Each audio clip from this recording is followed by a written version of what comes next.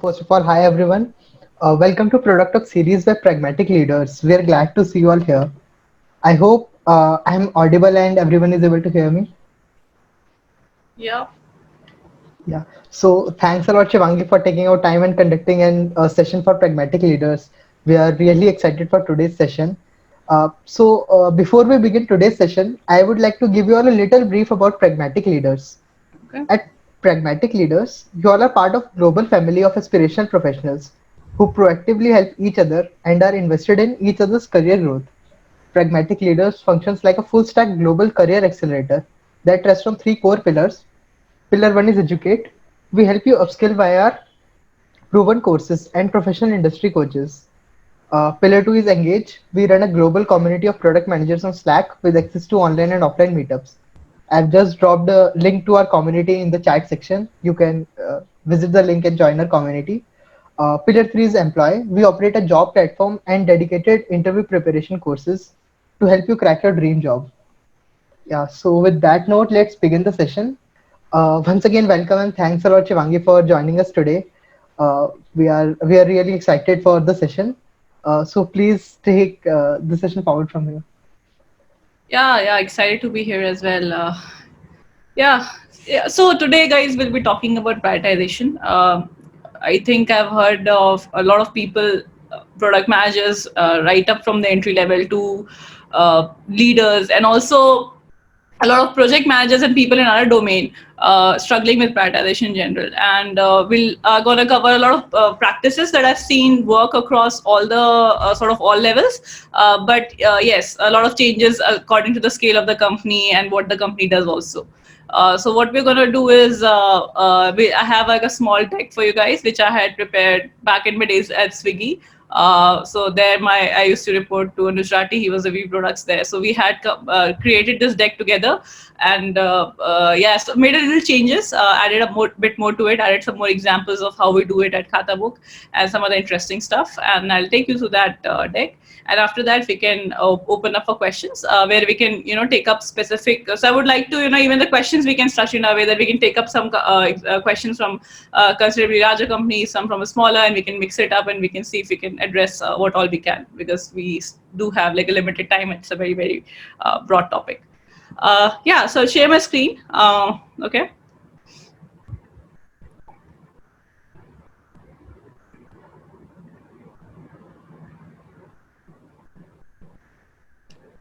Yeah. So I'm calling this deck as effortless prioritization.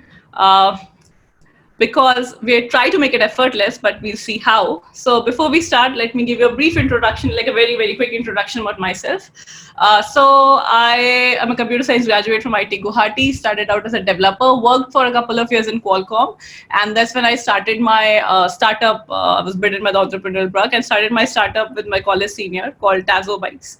Tazo was pretty much what sort of Bounce is today. So at that time, Bounce used to be called Wheel Street, and we were all the victims of transport the Department of India, and we all like sort of knew each other. And Tazo was kind of making it into micro mobility, while these guys were sort of renting out bikes for long use cases for multiple days. Yeah, so I think we ran the company for about 3 to 3.5 years. We're in a couple of cities, Bangalore, Hyderabad. We're planning to open a few more. But at that time, what happened was Ola was doing great in mobility sector. Mobility sector was sort of becoming hot, but then Uber entered the market, and a lot of investors sort of backed out and demonetization hit. So like generally a bad timing to be raising the next bigger round. So we raised a couple of early rounds, but failed to raise a big one, and we were not very wise on the runway planning. I would say naive first time founders at that. So we shut down the company, and that's when I moved to Swiggy. So at Tazo, I was like handling the whole tech and product chart. I was a CTO there. So initial few years of me was mostly writing code all by myself. But as the team grew and more people joined, I sort of transitioned into what an engineering manager would do, or like what a early stage product manager would do. And eventually I started realizing that I'm pretty like okay better at product stuff, and this suits me, and this is something I should take up. And then once Tazo shut down, I moved on to Swiggy, and there I was there for close to 3 years. I did multiple things there. I think I started out as a platform owner, as a consumer apps owner, moved on to new initiatives, launched a bunch of new business lines. So Swiggy, some of them you see now, we've been working on it back then. And then after that, I moved on to the revenue and growth team. Revenue and growth team. Sorry, is somebody saying something? Then I moved on to the revenue and growth team, wherein I was looking at pricing. So when we say pricing, the target was to generate more revenue for Swiggy without compromising on the growth. So basically, I had to figure out ways in which we can charge more money from here and there without letting it compromise the orders. Yeah, so that was at Swiggy. And then being from the startup background, right, I always had this special place for young companies. Swiggy was pretty young when I joined, but by the time I was here, it had grew like 10x. So I was meeting Khata Book team mostly for sort of consulting in product, meeting their team and seeing like, just sharing best practices of the product. But I liked what they're doing. I liked the distribution that they had. I liked where they were at, and I thought that they could like really use me, and it was like a good match. And so I moved on to Khata Book 5 months back, close to 5 months back. Yeah, so now I'm at Khata Book. I would say it's a very different experience from at Swiggy, and we'll talk about how things, for example, in prioritization aspect, also things change and how other things change when you're in different space. The space is different. It's food tech now. It's fintech. The audience is very different, and the stage of the company is also very different. Yeah. So yeah, we'll cover a bit some of these things as we go. Yeah. So I feel the name itself, effort-led prioritization, is an oxymoron because, believe me, prioritization is not easy. It is hard. And if someone tells you that it is easy, then you can tell them no, because it's not very easy. The reason is not very easy and should not be very easy is because it should be a race of, all winning ideas. It should be hard to choose what to pick and what to leave out because all that you have on the table is just so great. But if you're in the other way around, that you have too less to choose for and all the ideas are like really shitty, then it's not a like good place to be in. But if you're having a hard time prioritizing because you have a lot of bunch of good things, it's actually a good problem to solve. That's where you want to be in an early stage company or a later stage company. That means you're innovating, your company has got a bunch of ideas. So the major reason why prioritization becomes hard is basically your company, wants to do a lot of things. They want this also and that also, and there's this quote that I love about upper management, usually across all the companies, no matter what the stage is, that upper management is always greedy and forgetful. So they would want you to do a lot of things, and they would also forget. So yeah, this is like sort of something which is true across all orgs. So company usually wants to do a lot of things, and that sort of makes prioritization hard. So if you pick like a channel and have a lot of things there, it's still easy to prioritize, but your company wants to do like a lot of different things. So there'll be multiple channels. Some will be short term, some will be long term, and there'll be different initiatives of different natures across all kinds of channels. So it becomes hard. And this is the primary reason why prioritization becomes hard. It's a very talked about problem.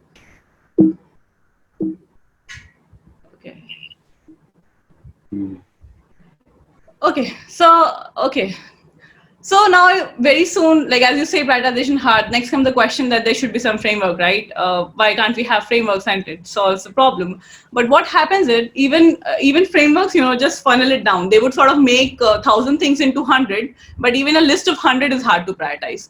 I like this comic strip a lot.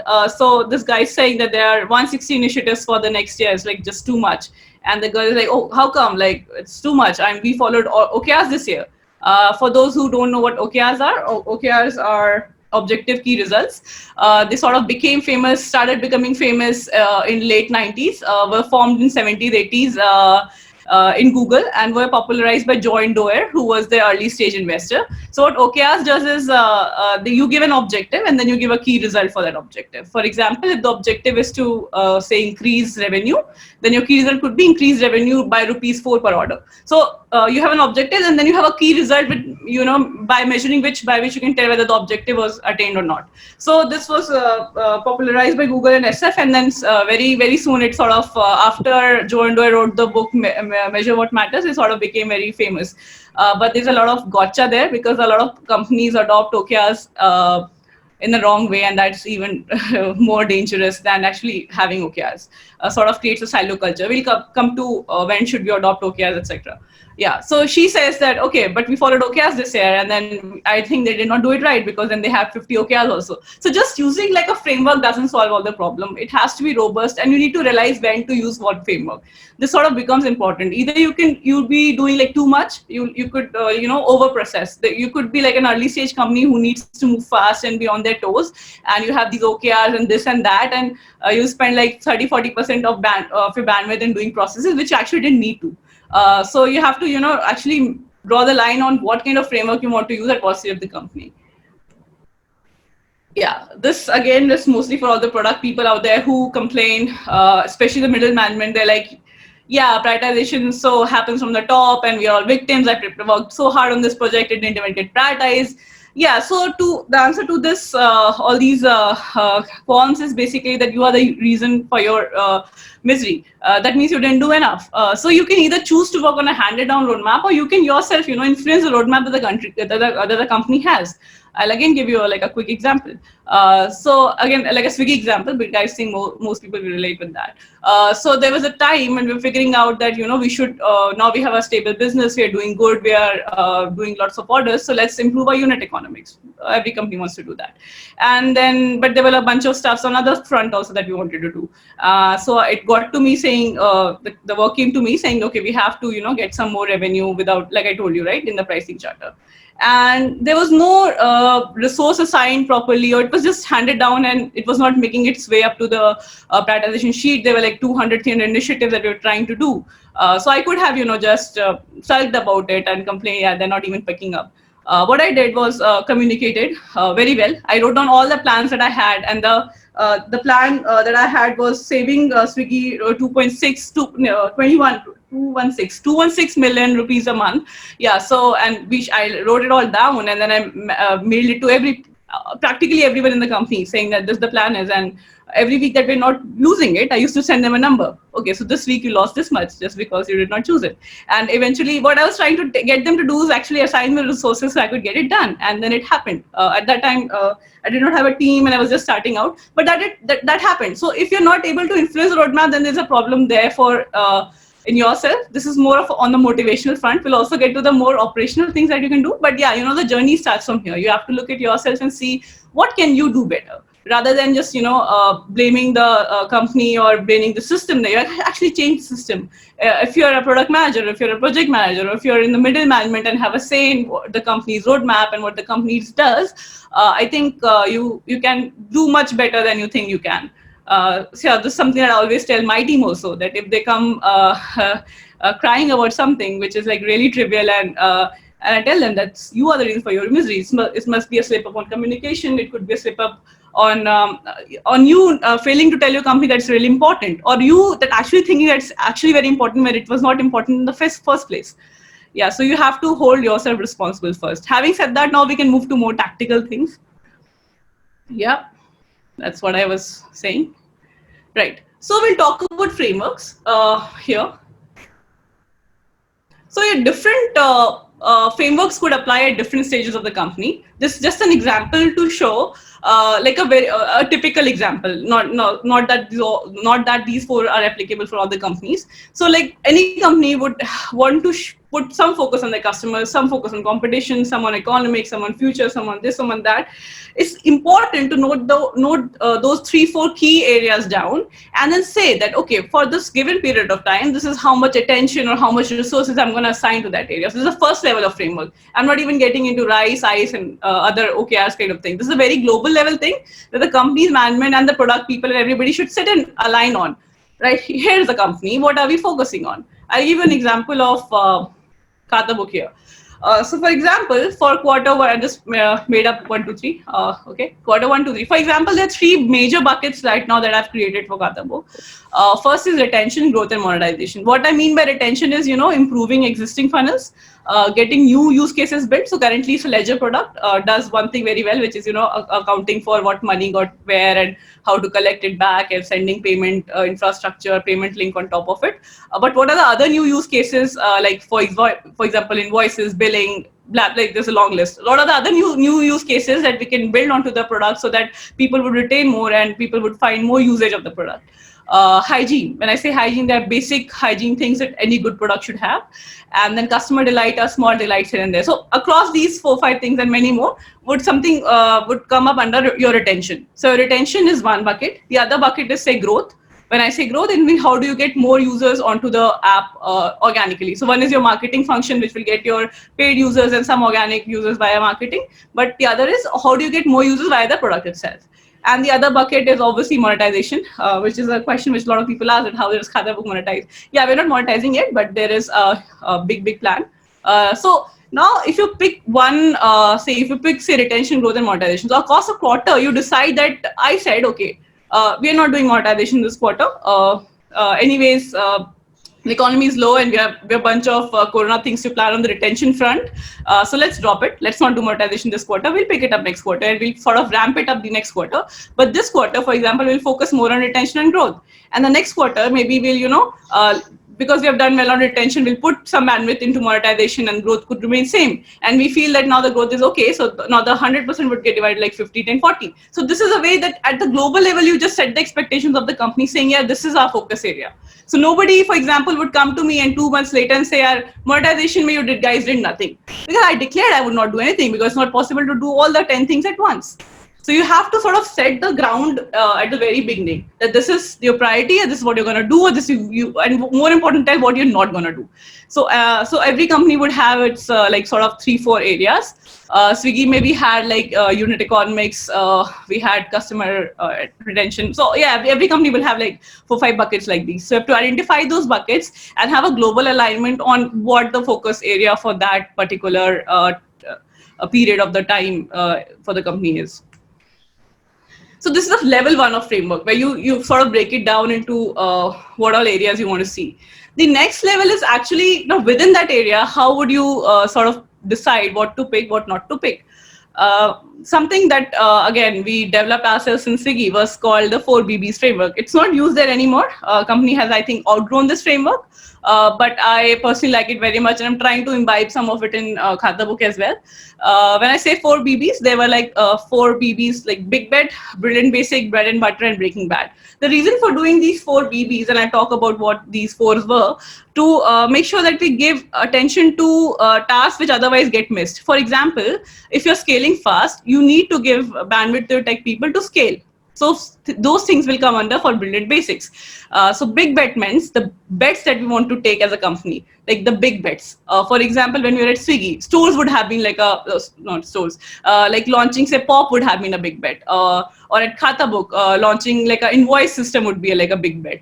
Because we're launching something which is a bet, and every year companies should ideally take, at least growing companies should ideally take like 6 to 7 or 8 bets, and even if like 3 to 4 of those bet works, they should do you a great improvement. So the idea of choosing bet is you should have like some big bets planned for the company. That even if half of them work, they're getting big results for your company. So because you will not succeed at all the bets, and if you keep placing small bets, you will see like small incremental improvements. If you want something big to happen, you'll have to take a big bet and put a lot of resource in it. Like if today we decide to build like an invoice or inventory system, a lot of resources will go, like 2-3 product managers will be working on it, there'll be a whole tech team deployed. So that is a bet that we are betting on a company, that we want to bet on this.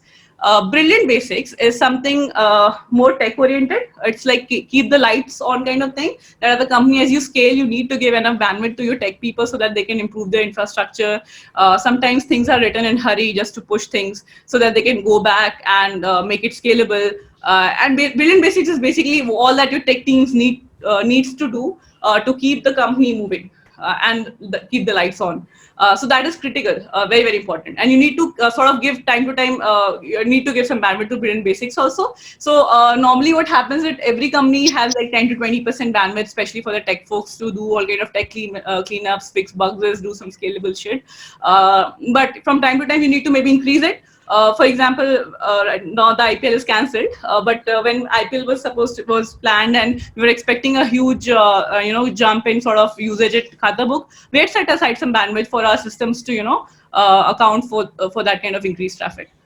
Bread and Butter is more like hygiene feature that I was talking about, like things like your health section, things like your small flow issues, like some basic thing. The bread and butter is your core business.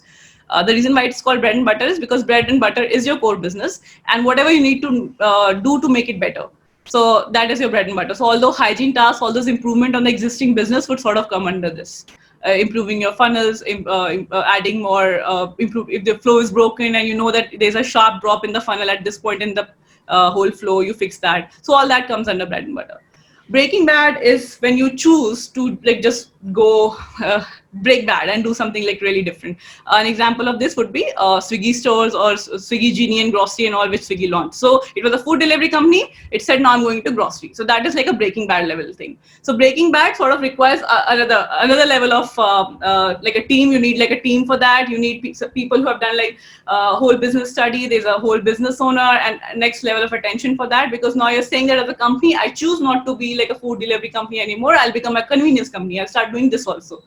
An example of breaking bad at Khata Book would be, I'll tell you, like it's still in the works. But yeah, there are a couple of breaking bads I'm planning at Khata Book also. So yeah, so all these four combined, what helps is that you can get priority. Otherwise, for example, if somebody comes and tells somebody in Swiggy that I want to launch stores today, then the guy would say, dude, I have so much work in the main app also, how can you even think? But you know, doing these things is important, because otherwise you'll never take like a huge leap. So that's why these four things are important. Or for example, if you don't have bread and butter, somebody would say, yeah, you always building new initiatives, you're always planning these new things, and your old things which are actually getting you money are just lying out there. So that's why bread and butter is important. And why is big bet important? Because in the existing thing, you need to take some small bets or big bets from time to time, where you can actually add more value. So your hygiene fixes in bread and butter will make your existing funnels better, but they will not get you incremental big things. They'll not get you incremental users. For example, if you don't launch something like Invoice in Khata Book, I will not get the users who might be going to some other small apps on the Play Store just for creating bills. Why are they going there? They should not be going there. Yeah, so, and why is brilliant basing important? I don't think so I need to say, because you have to give some bandwidth to your tech folks so that they can actually keep the app up and running. Yeah, so this sort of helps in aligning your team towards short-term and long-term goals. And you again you give some sort of bandwidth to these. Then you can within that group you can assign that what goes where. A very basic framework of prioritizing within like a given list is ICE. I think a lot of people know about it. It's called impact, confidence, and effort. So you have an initiative. You decide that what the impact would be. So impact could be on a scale of, say, you can choose scale. So there are multiple, I'll not get into the detail of it. There are multiple material enough on internet where you can say that how do you calculate an ICE score, and they tell you about it. So impact would be a number, say between 1 to 100, and you give like the impact I feel is like, say, high, medium, low, or like 40 on 100 or 60 on 100. Confidence is your own confidence on your own numbers. For example, if something is very well researched, it's data backed, you've done your surveys, then your confidence on those numbers that you're saying for impact and effort would be high. If it's something which is like a vague idea in your head, then your confidence will be low. So all these things will factor into when you prioritize. And effort is your tech or product effort. So ICE works like ICE. ICE was introduced by Facebook. Was heavily used as Facebook for a very long time. What we use at Khata Book though is RICE. RICE is like a close cousin of ICE, only a bit efficient because reach sort of comes into the factor. So RICE means reach, impact, confidence, and effort. What does reach mean is how much, whatever you're launching, what is the reach for that product? For example, we have launched this feature called Cash Register in Khata Book, in which in addition to adding information about borrowing and sending and receiving money, you can also sort of start noting down your own personal expenses. Okay, this is a cash payment I did to my cleaning guy. This is a cash payment I paid my electricity bill.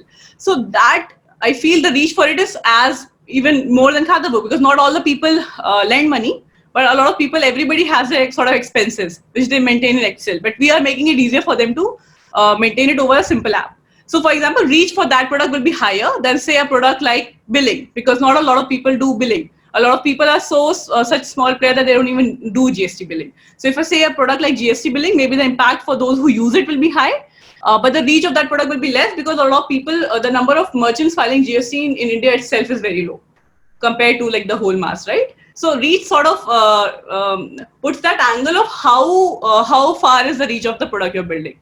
So you have reach, then you have your impact. So reach can again be on a scale of 1 to 100 or 1 to 10, depending on what article you follow. You can choose a number. You say this is, say, you have to normalize it. Say if this has a reach of 10, then the other thing has a reach of 2, then it should make sense. Impact is again the impact. Impact actually is also that how much life, how much is the life of the customer is going to change after they use your product. There is no scientific way of measuring it, but it's more on the gut of the person who's measuring it. But you can get better at it by doing surveys and looking at past data. It's hard for like a young startup to get all these numbers like reach and impact. I would not recommend following RISE the day you were born. Obviously not. Once you have enough data, so we had, I think, have a lot of data collected over the last 1 year. So we can actually, and even then we have some initiatives for which we can't find any supporting data or any supporting surveys, or even if we do surveys, we don't get like really valid answers or answers which make sense. So in those surveys, you can mark in those initiatives, you can mark your confidence as low. So what will happen is your confidence will be low because it's not data backed, you're not very confident, or if it's a very, very, very strong idea and you're so confident about it, it will do well, then you can give a high confidence score. So RISE is a very directional thing. You can't, base all your prioritization just blindly on RISE. But what RISE helps, and we did this like last month only. So we had a list of like a lot of initiatives. We applied RISE to it and sorted the list. Okay. So RISE got applied, the risk got sorted. So it sort of helps you in, again, like looking at the list and moving a few things up and down, but it sort of gives you a good ground to start with. So RISE, and also while doing RISE, you learn a lot about yourself. So you light an initiative and you think, yes, the impact, what would be the impact? And you're scared to write, 8 on 10 because you actually didn't think of it. At that time, it might have seemed like a good idea, but when you're actually writing it down and thinking, okay, is it that good? And what really is the reach?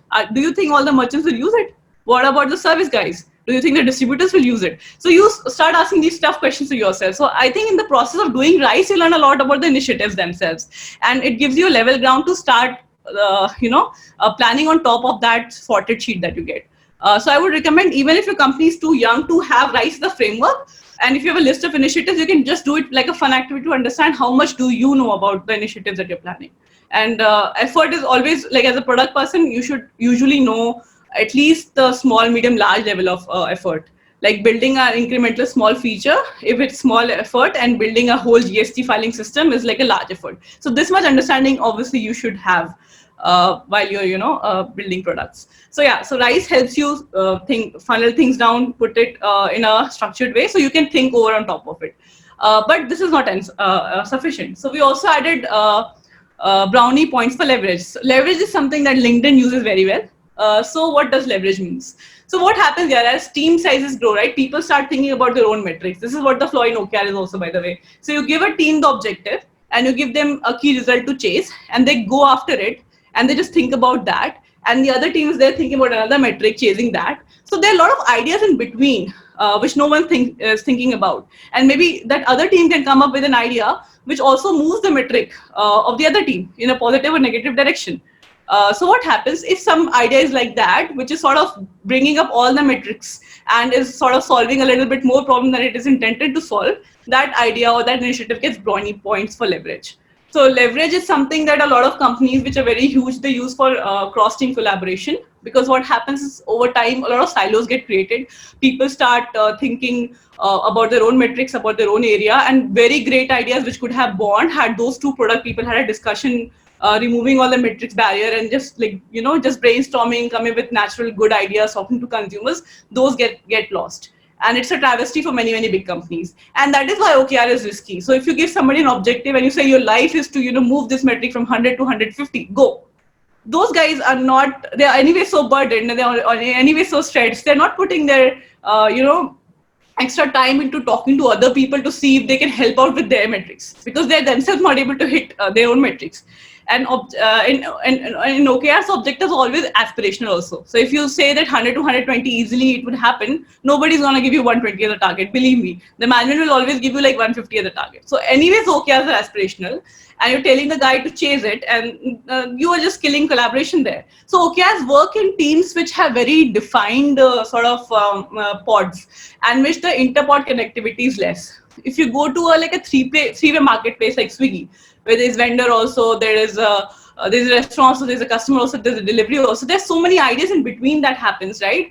So you might not want to lose them. So yeah, we do have OKR at Swiggy. I think they've modified it a bit to suit their need. But yeah, usually bad idea when you have a lot of cross collaboration happening between the pods. Works well for ops company where the goals are very defined and each pod has less to do with other pod. Yeah. So and some companies solve it by giving brownie points for leverage. So we also give some brownie points for leverage. For example, if our engagement feature, which is in the retention bucket, is also getting us more growth, that feature will get some brownie points and sort slightly climb on the top of the rice sheet and be in the eyes of everybody and be the favorite and might get picked easily. Yeah. But this was all the framework thing, and we can take more questions on the framework because a lot of answers depend on the stage of the company. The more important thing, which is sort of common across all the companies and all the stages and all types of companies, is this, which is my favorite point, is basically the quality. And sometimes people don't hold themselves accountable for the kind of ideas that they're putting out. It's very easy to say that I came up with 10 ideas and none of them got picked. Very difficult to say that were the ideas really that good. So example, again, like this comic strip a lot. So this guy says that your product requirement has 500 user stories in it. User stories are basically, you can call subsections of PRD kind of thing, in which one user story is broadly like a free feature or something. So you can read it as 500 features also, by the way. So your product requirement has, say, 500 user stories in it. And he makes a valid point saying no human would be able to use such a complex product. It's just a lot. And she says that let's use how to use to the list. Yeah, so that's what I'm saying. So sometimes what happens, people are just so lost in what they're doing, they just forget to take a step back and see that what they're proposing, maybe your idea actually isn't good enough, and maybe it's a lot, maybe you don't need 10 initiatives in the first place. So there's this principle that you identify what you want, what metric or what things do you want to move, and you identify what moves it, and then you ask the question, is it and is it the least that I could do? What is the least that I could do that would move this metric? So you can do 1,000 things and move 100 to 150, or you could do just 10 things and move that 100 to 120, and then you can figure out that, okay, what's the next 10 best thing or next 20 things that I can choose? And there's no need to overwhelm your design and your product and your engineering teams with a lot of extra work, which has just no point. Because the quality of ideas was so low that it was just filling up sheets, and it was just you were just doing a lot of work, but just a lot of busy work and not a quality work. So I think quality is very, very important. I think prioritization starts as self. You have to yourself become disciplined, and whatever you write out in a sheet to be prioritized, or whatever your team is writing out in a sheet to prioritize, is like really high quality. And bad ideas and like low impact ideas and confused ideas get dropped there itself. Yeah, this is very, very important. You show and don't tell. So I think a lot of middle management faces this problem when they actually have a good idea. So by the way, this comes after quality. So I'm assuming that you have a good idea. So you have a good idea and still it's not getting picked. Mostly because it is not understood. See, if your idea is really good and fate changing for the company, and mostly people, like 98% people, want good for the company, and 100% people want good for the company at a smaller scale. By and large, people are good. So they want good for the company. Why would it not get picked? Because obviously they might not have understood it. So sometimes we write a line in the sheet, assuming that, okay, we are feeling a lot by reading that line. Just get yourself in somebody else's shoes and see that whether reading that line with a person with zero context does even make sense for him or her or not. Mostly it won't. So people don't understand that they write, okay, let's put this feature in that, and like it's a complex sentence, like sounds very intelligent, but makes zero sense to anybody who has like little bit of less of context. And even if they understand, it's difficult for them to picture that how would this product look like. Always show and don't tell. Always, yeah, I think somebody raised their hand. Yeah. Okay. So always show and don't tell. You can always show. I mean, draw the small mock, put a small link which opens up some sort of UI mock there, or write it in a way that people understand. In order to check whether somebody is understanding what you wrote, is just ask a person who has no context and just ask him or her, hey, what do you understand by this line? And you'll get to know. So this is something that we also, this principle will also use for very, very use for user testing very, very frequently. wherein we actually show the people very early mock-ups. We send our users sort of very early screenshots of what we're planning to build, and they start giving feedback on the wireframes itself. So you don't have to like really launch a failed product and get feedback. So show don't tell works at various levels. It works here also. So if you're able to convey what your idea means, you have a better chance of getting it prioritized. Yeah, great. Yeah, grid is very important. So what happens is everything in our own head is sorted. We are most of the times we are in our own thoughts, thinking, okay, I've thought of these great ideas also. I've applied all these frameworks also. I've I've done like show don't tell also. Like now what? You can't prioritize alone. A company is a bunch of, so this is where people skills and your own grid comes at test, because the company has a lot of people, and everybody they're doing their own jobs, they're chasing their own metrics, they have their own problems, and if you're not able to get all of them on the same page, then it's a lost cause. You've done all this and you fail here just because you didn't feel like, I can't convince like 20 people, oh, what is this? I don't like all these doing these meetings and convincing people, but that is a part of prioritization. So if you want to change the direction of the company, if you really want to influence the roadmap, this is something that you would have to take up. You have to have the grit of doing it again, going to everybody, explaining your idea, why it is important, doing the hard work of maintaining that record, so if that's what do the bookkeeping word is for. See, if you're maintaining the list of your ideas and somebody else's idea and somebody else's idea, and normally this is what the product manager or the lead would do, compile all the ideas here and then prioritize. So somebody has to do that. See, if you don't have the record of ideas that were not done or thrown away, or the ideas that were picked, you will never know what got thrown away, what got picked, why this X got picked and why it did not get picked. So there are a lot of nuances there. So unless you do this heavy bookkeeping, which is obviously not a fun activity to do, I was just doing it today, and yeah, with this whole list, and we had to like really sort it out, what is getting picked, because Corona also came in. So there are a bunch of engagement initiatives we sort of prioritized. When the Corona had just started and we all had started working from home, initially the sense in the company was, let's prioritize a lot of tech tasks, because this is a good time to do all that tech, clear all that tech debt. So the tech team started right away on the tech tasks, and then DAUs and DTUs started falling, because obviously the shops were closed, so obviously the transactions were not as high. So then there was a push to push engagement features.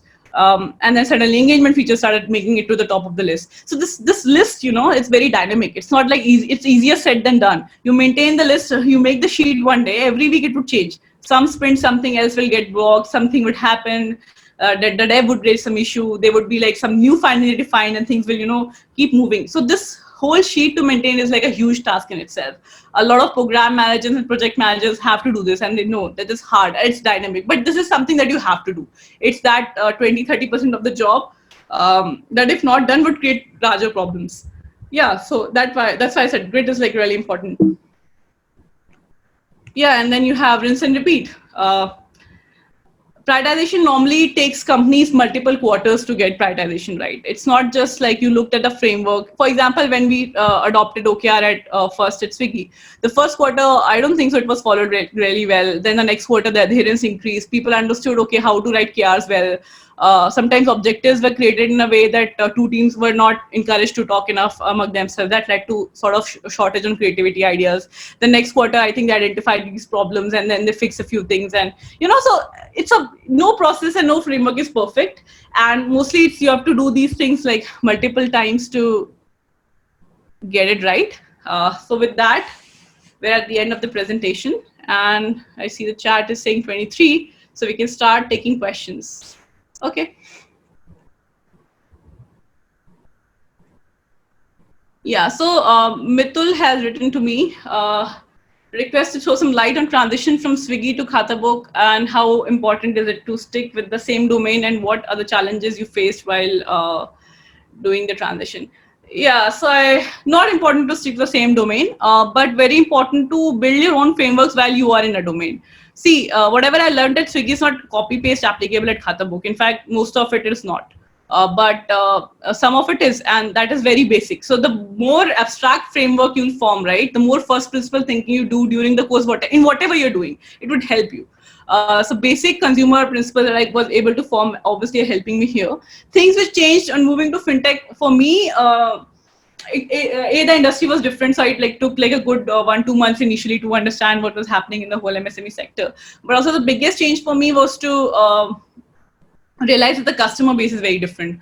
Swiggy, we have people like you and me, and it's you look at the app and you sort of know this feels right, this doesn't feel right. You have like an inner voice, that voice was not there in Khatabook. The users are very different from what like us. They sit in the shops, their lives are different. In fact, the users who are in tier 4, tier 3, you won't be able to think like them. So that's why we have an insights team at Swiggy, at Khatabook. The job of which to actually is to go to the ground and get insights real time. So there's a dedicated team which, because product managers, although they want to do all this user research and all, frankly speaking, practically there's not so much time that you do like really, in-depth research. So while they have like calls with customers and they do WhatsApp, a lot of screenshots to the customers, we do have an insights team which helps us in getting in touch with the remote customers. Okay, Mitul has another question on Khatabook. I'll come back to it later. So let's related to prioritization. Why has growth reduced in Q3? Yeah, it was more of an example, but yeah, it was not like any random example. Growth has reduced in Q3 in that slide because what happens in organic growth is very soon you exhaust the kind of users that you would get. If you, I don't have that graph with me right now, but the graph of a typical product looks like this. So they're early adopters, then then you reach your then you reach your laggard. So basically the curve starts declining as you move over time. So what we anyways at Khatabook have like 8 million people, and as we even grow and more MSME markets also expand, there'll be a time, and I know that new users will stop coming. There'll be a time when you have mostly reached how much you could have reached. That's why growth sort of declines after some time. That was more rational, but again, these numbers are very indicative. They're not actuals. I don't know what Prakhar means by it hasn't reduced. Okay, there's some discussion. Without changing the company's main business, you do something new to improve. So I think Rishabh is asking questions. Guys, I think you can, if you can speak, you can ask your questions directly. It's taking me a lot of time to read and reply. Okay, somebody's asking like a career question for me. Career positioning, complementing. Yeah, no, I don't think so. It was a very, so they're asking me hack to make it to VP product like 5 years work ex BTech degree. Yeah, I don't think so. It's about the years, man. It's about also the experience and the kind of things that you've gained. And also when I met Khatabook, it was like a match made in heaven. So yeah. Shivangi, I have a question. I also used to work in Swiggy. Now I am a data scientist in OK Credit. So I just wanted to get a product guy's perspective on things in OK Credit or Khatabook. So I was attending the session. Okay. So one question I have, here is, so basically, just like Paytm was improved a lot after demonetization is what I think, because it gave a little bit of boost, right? So what do you think Khatabook and OK Credit, which are in the similar lines, even though we are competitors, we want our market to grow, right? So that we can take the share of whatever we can, right? So how do you think after this coronavirus, it is going to affect? So my hypothesis is that, people are looking for low contact and, all these kinds of things without having a proper interaction without the physical interaction, right? Yeah. So my guess is that, just like what demonetization did to Paytm, it should do to Khatabook and OK Credit, but... Not really, man. I think what has happened was, I think we live in Bangalore and we feel it's like really. Yeah, that's what I wanted to understand. So I was looking at that like data like a few days back. So the decline is not really much in tier 2, tier 3, 4. So obviously the essentials have kept at same, like grocery and other shops sort of kept at the same rate. There was a decline in the transaction and usage for people who have clothes shops and other non-essentials. Yeah. But I think it is again going back up as cities are opening up in tier 3, 4. And having said that, that's not the only thing that I would speak on the behalf of OKC Khatabook both, not choosing Khatabook alone. The landscape is changing very fast, and the kind of renewed interest in MSMEs that the government has shown, I think there's a lot of avenue of doing new things. And that's why the whole talk, right? So even Khatabook has become very ambitious and we want to do a bunch of things. That's when the prioritization becomes a challenge, because you're planning to do so much. Yeah, so I don't think so. You should not rely on just one offering. I think what Khatabook got from this offering was distribution. Now is the time to actually use the distribution to do more things on top of it. I think of it this way. Got it. Got it. Cool. Thanks. Hi Shivangi, this is Lakshman. Hi, Lakshman. Yeah, so I wrote the question, but I will read it here. So Okay. my question is like whatever framework or the process people follow, but business will always bug you with their own priority. And uh, uh, they always try to override the ongoing priority and they give lot many reasons for being what is the priority and why Yeah. this needs to be handled. So being a product manager, how do you think this needs to be handled? And I would love to hear if you can tell something practical situation you might have encountered in your experience so far. Yeah, I'll just give a very recent example which happened just today. Okay, so we have this growth team and we have individual people, product managers owning different charter, and there were some growth initiatives that that guy was working on for months, and that sort of got deprioritized because Corona came in, and he was really really upset about it. And similarly, the finance guy had some other issues because he had worked on something and that had gone deprioritized. Yeah, so this will always happen. So what helps in this situation is right, actually telling them what all is there and what all did not get picked up. So I think even it's not like that I'm like really good at it and don't face these situations. I think this will always happen. No matter what frameworks you follow, no matter how good you prioritize, but that's your sheet. Nobody else know what kind of thought has got into it. So what would help and what usually helps me is just taking that sheet and like showing it to everybody. It takes time and energy, and making your PMs also do it. These are the things that you picked up because of this reason. Your initiative did not get picked up, and it's at number 10 because there were 9 other important things than yours. And if you feel that these 9 are not important, as not as important as yours, then we can discuss and then openly discuss and give a rationale. So always everybody will have their own set of priorities, but once you have prioritized it for everybody, and you have to prioritize for everybody, you can't be biased, and that's why the grit things come in. You have to take that pain of actually taking it, understanding all the 10 initiatives really well, making sure they're actually logically prioritized. And once it is all clear, then you can call the 10th person, say, yeah, your initiative is at number 11 because there were 10 ideas better than yours and giving us more impact. That way, I think that's the only way to handle it. Otherwise, everybody has their own priorities in their heads.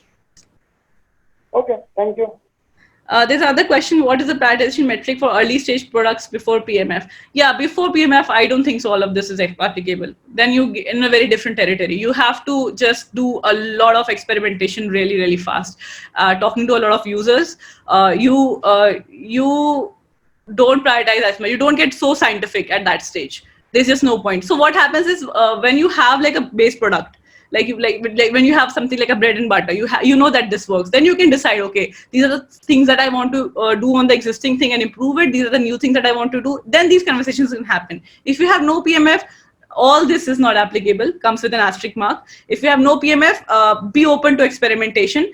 Do read up good experimentation material available in general on A616, and there's some blogs. Let me see if I can share it by the end of the talk. So a lot of experiment frameworks also there. One experiment framework, which is my favorite, is called the scientific method. It says data, insight, hypothesis, and result. And I think this is something that all pre-PMF companies should follow, and all the companies with PMF who are trying to get into new territories should also follow. So you list down a data. A data could be any data, your past user data or market data. Ki market mein aisa hota hai, could be that data. Your insight is the insight that gets derived from that data. And sometimes your insight could be without data. And what is an insight? Insight is usually a line or a saying which is mutually agreed upon. So for example, sun rises in the east. If you say, everybody will believe you. So insight should be at that level, that you say something and people say, yeah, this makes sense. Obviously, this is an insight.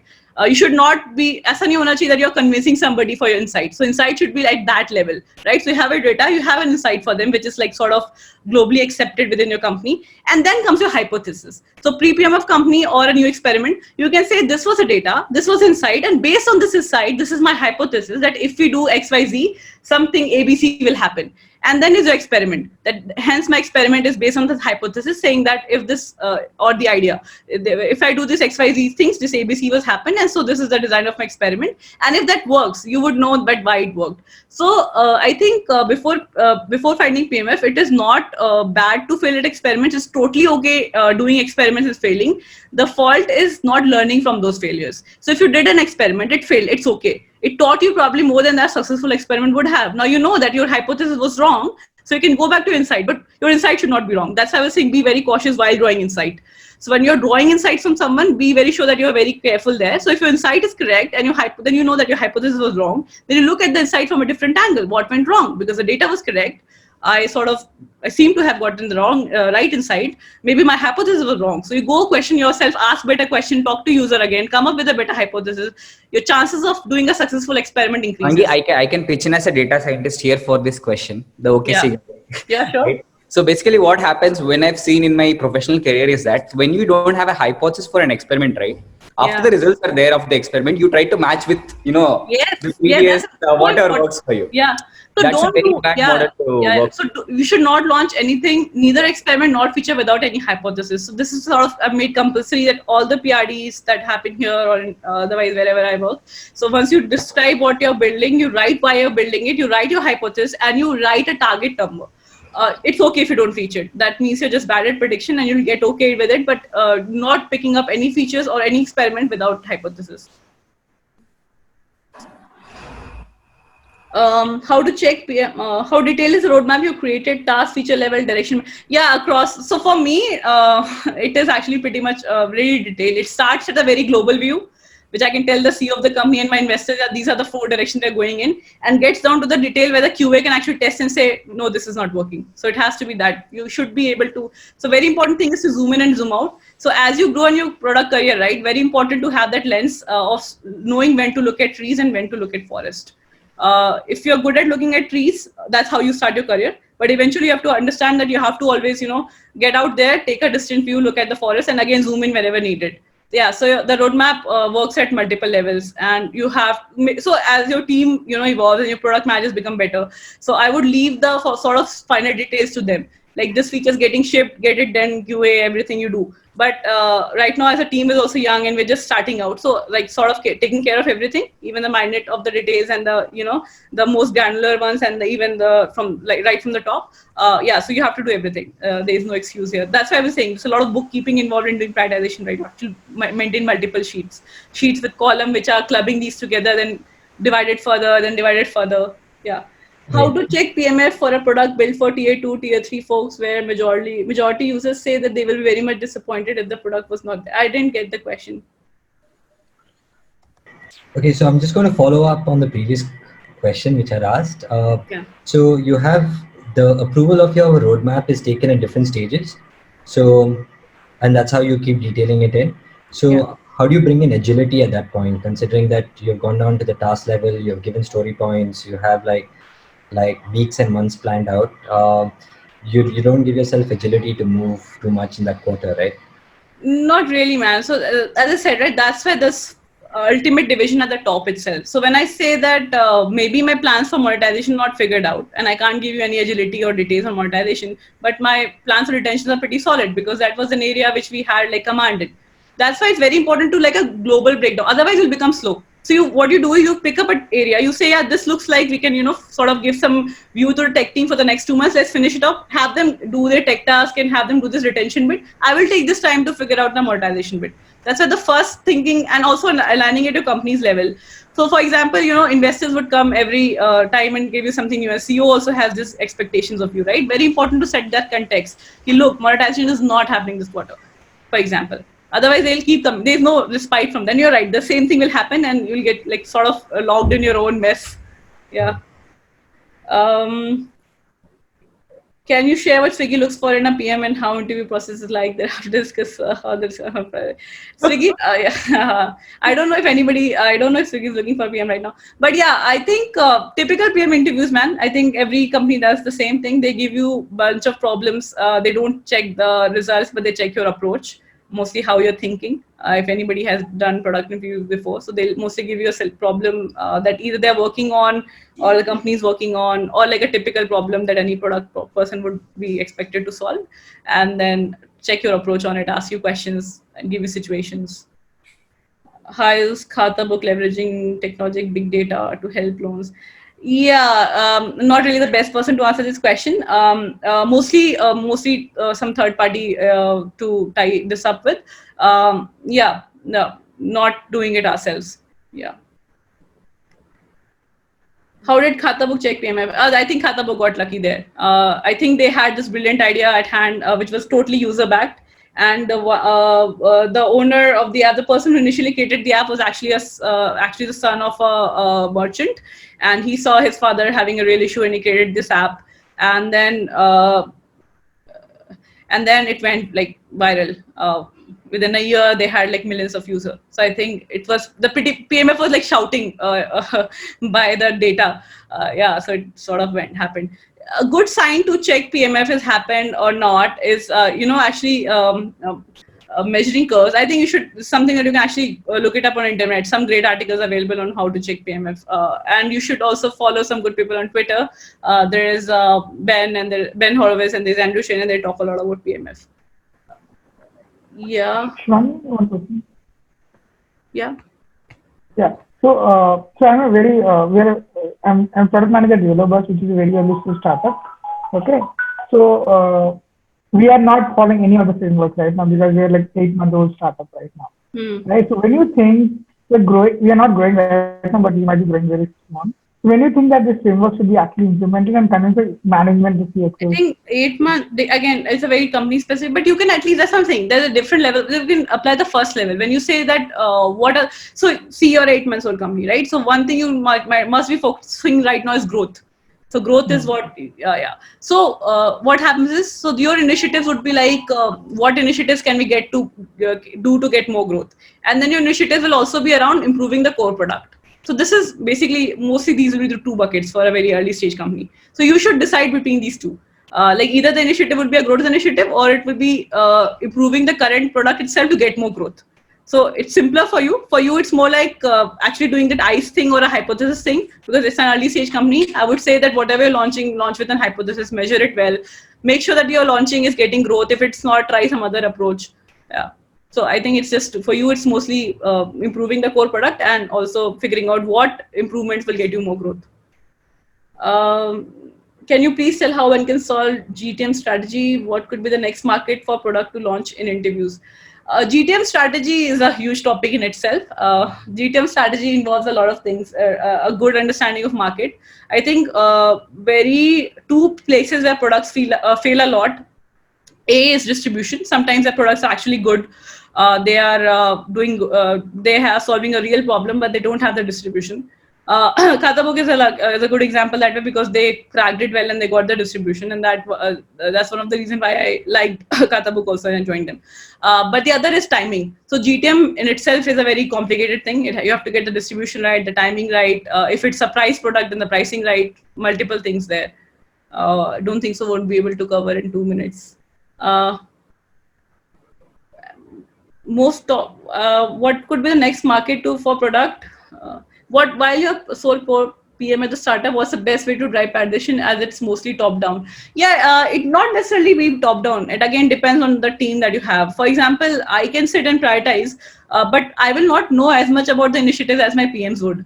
I can look at, again, like I said, right? Sometimes my PMs write such lines that I read it and makes no sense to me.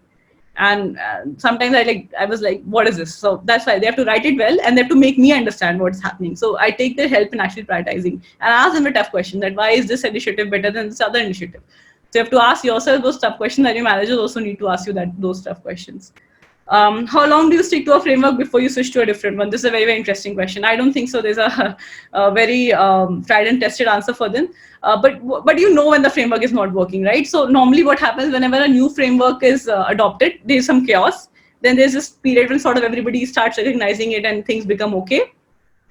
And if the things are not becoming okay, it's becoming worse every day, day by day, then you know there's a problem. I think the only way to figure out is talking to all the people at all the levels. So just don't talk to your peers or your immediate next ones. If you really want to know if your framework is working, talk to the leaf guy. Talk to a developer. That is he getting clarity? Is every sprint people are changing his whole sprints? Is every sprint he looks at a feature, next time the V2 of the feature comes, it looks entirely different. If these things are happening, then your framework is not working. So always talk to all the nodes in your organization, and you'll know very well if the framework is working or not. Hey, hi Shivangi. Hi Shrishti. Hi, I just had a quick question on the follow-up part that I actually asked. It was more about while you work at a startup. I mean, I've been at a startup where I was the first PM rather. if I Okay. tell you that way. Tough job. And I did face a challenge wherein most of the decisions or the prioritization used to be a top-down approach. Yeah. When I say top-down, of course, it was flowing from a CEO to me.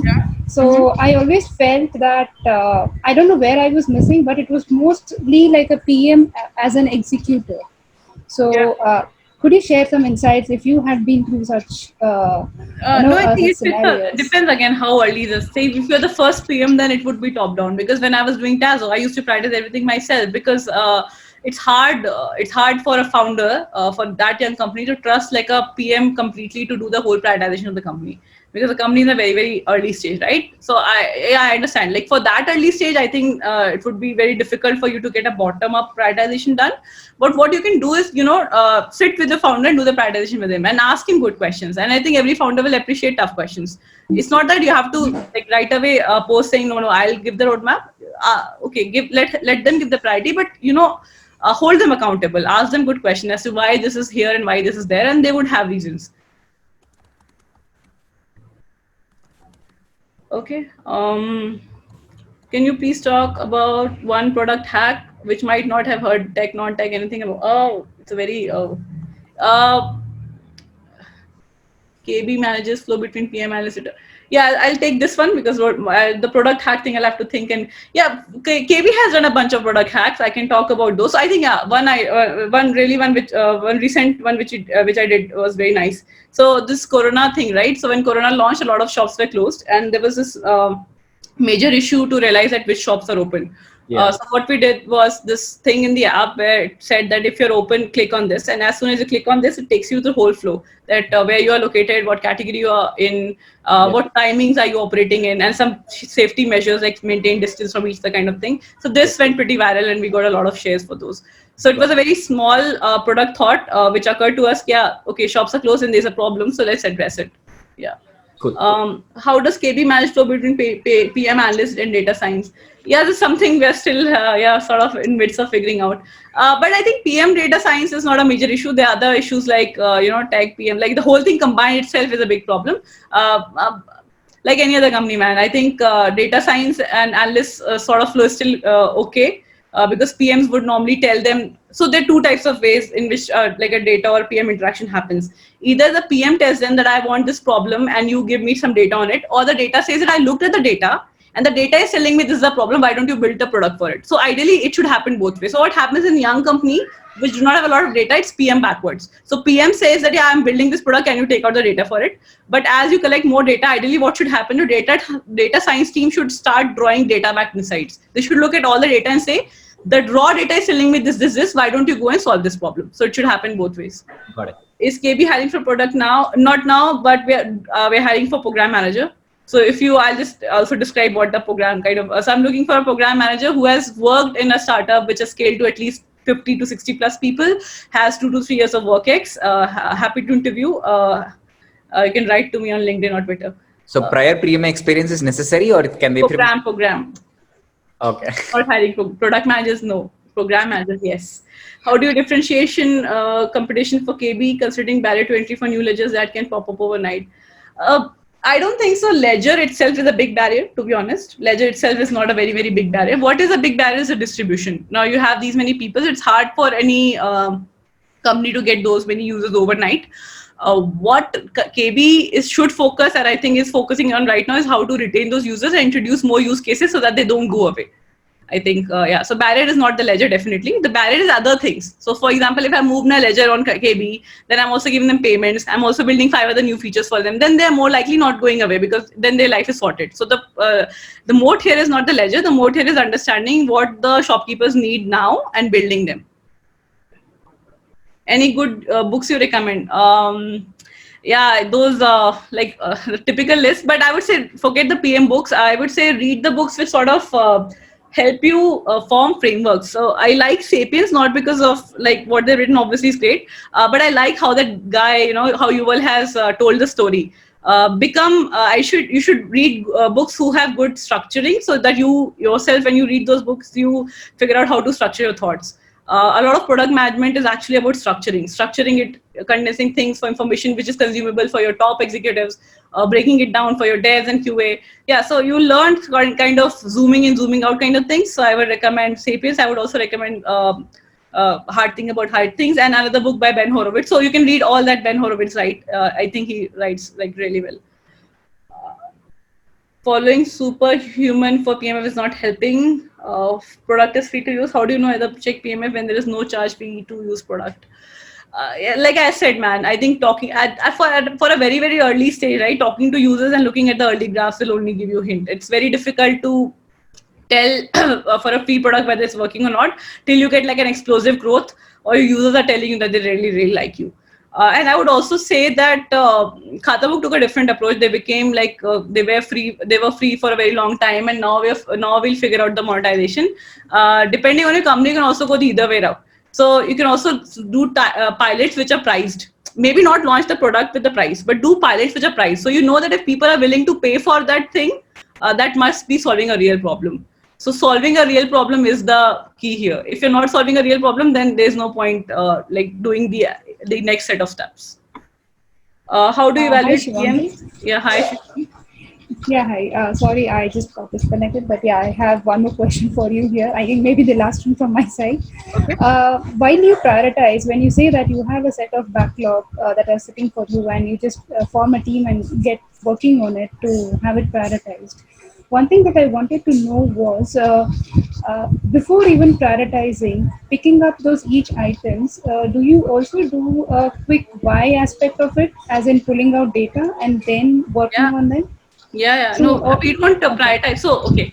One quick rule that I have. So all that gets into the prioritization sheet, right, has to pass these 4-5 tests.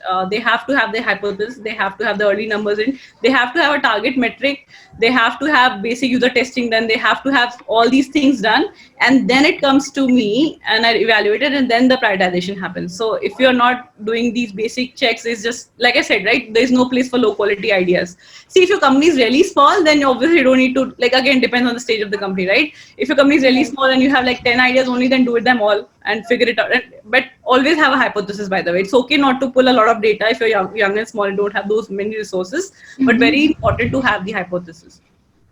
Okay, yeah, thanks. How do you evaluate PMs? Yeah, this is a very, very, very good question. Again, I think running short of time.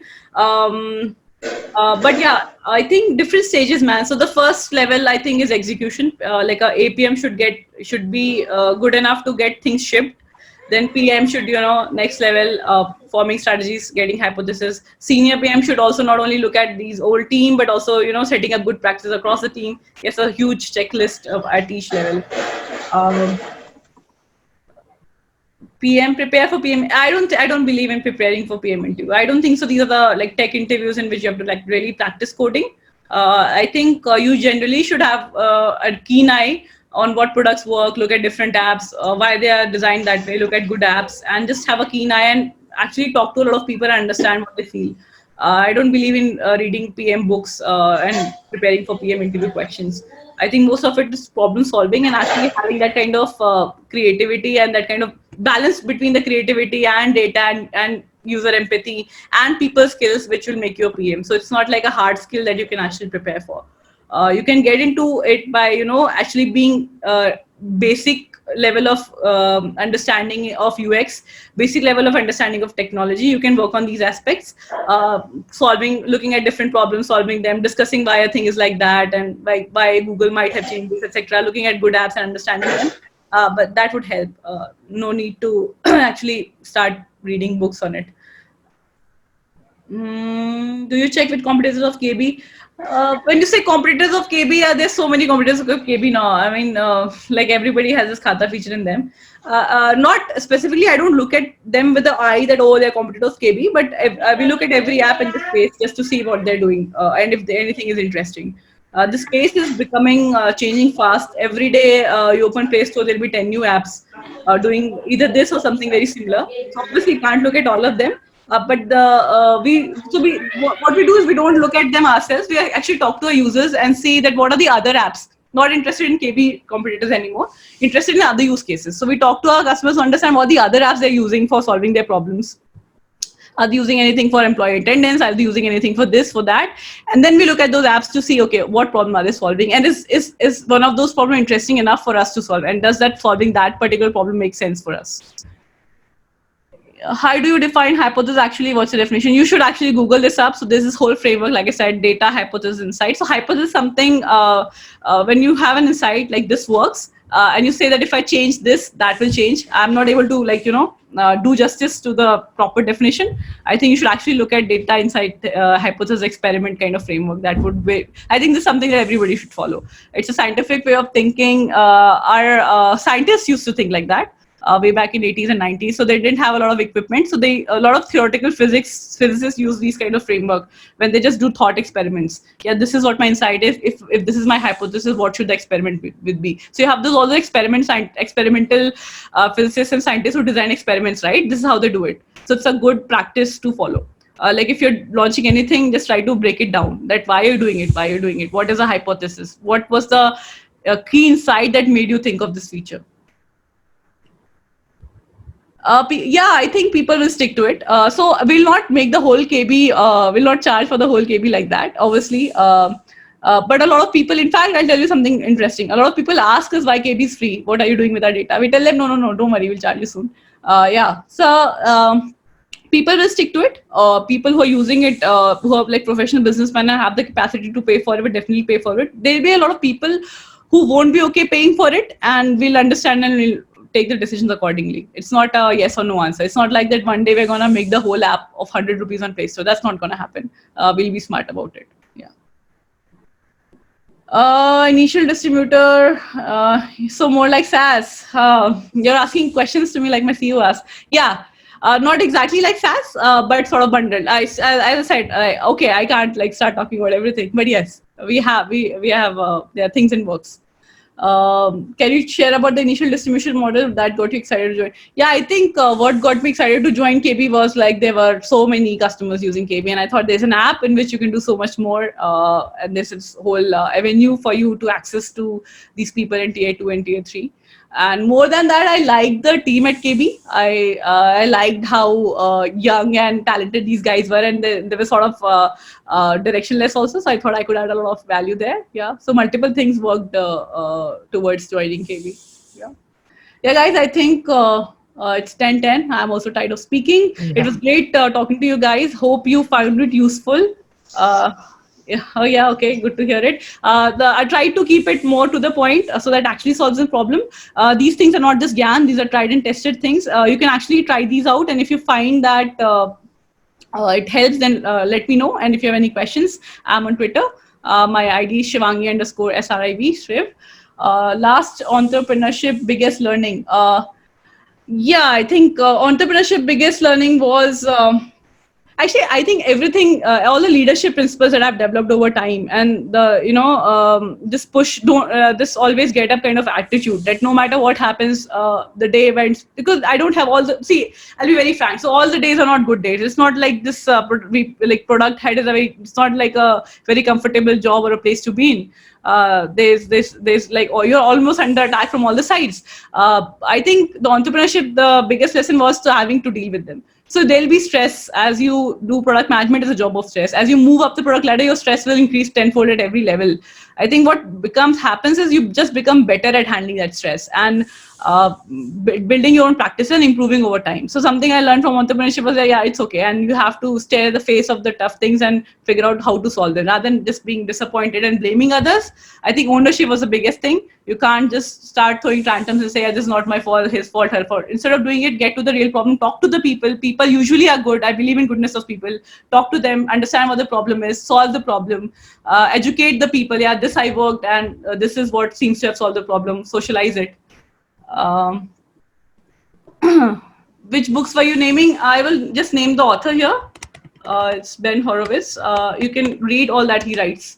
no need to. And also, I'm not like a huge book reader, by the way. It's not like I read like 10 books a year or something like that. My attention span is a bit less, so I like listen, I whatever I like. So if I'm liking a book, I'll finish it. If I like to read if I find a blog which a lot of people have recommended, I read the blog. If there's a podcast, you can follow Naval. Naval on Twitter. I like what he says and writes. Yeah, dude, I think I don't have all these blogs at the top of my head. I don't. Who hates Naval? Yeah, nobody hates Naval. He's just terrific. Yeah, so like a lot of good people. You can follow. Writer name, I wrote it there. Dude, it's Ben Horowitz. Yeah. Yeah. Blogs, you can follow blogs by Andrew Chen. He writes good blogs. Yeah. Cool, guys. Thanks a lot, Shivangi, for conducting such an insightful session for Pragmatic Leaders. It was truly amazing, and yeah, we extended it to 15 minutes, but yeah, it was really amazing. Okay, thank you. Yeah, and lastly, thanks to all the participants for joining and staying with us for last 70 minutes. For those who joined late, we'll be publishing recording of the session on our YouTube channel. I am sharing link of YouTube channel and Slack community in the chat section. If you have any queries, you can reach out to me anytime. Shivangi has already shared her Twitter handle, so you can reach out to her on Twitter. I'll leave my Twitter handle here. So yeah, I will just. Cool. Okay, guys, signing off. Have a good night.